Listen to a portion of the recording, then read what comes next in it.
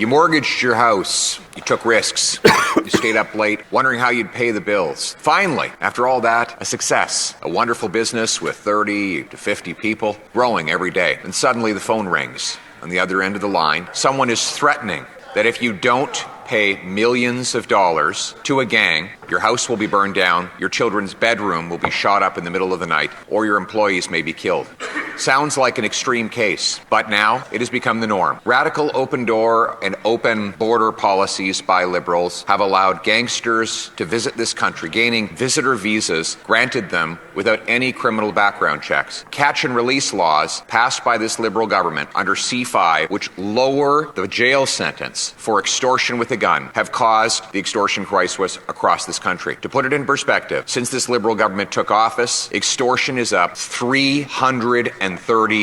In British Columbia, it's up 400%. In the Lower Mainland, it's up 500%. Countless families have received those threatening phone calls. Just the other day, I met with the sons of a lifelong successful businessman who was mercilessly killed by gangsters without any provocation. People are living in terror in places like Surrey, Northeast Calgary, parts of Edmonton, Brampton, Windsor, and elsewhere. Over the weekend, I attended events at numerous businesses where literally dozens of people have told me they have personally received the threatening phone calls. And so they lie awake at night wondering if a bullet will fly through their children's front window or if they will be gunned down when they walk out the door. This crisis was entirely avoidable, but Liberal policies have provoked it. They have released the extortionists into the streets with lower prison sentences. They have brought foreign gangsters and criminals to our shores by granting visitor visas and opening up our country to terror.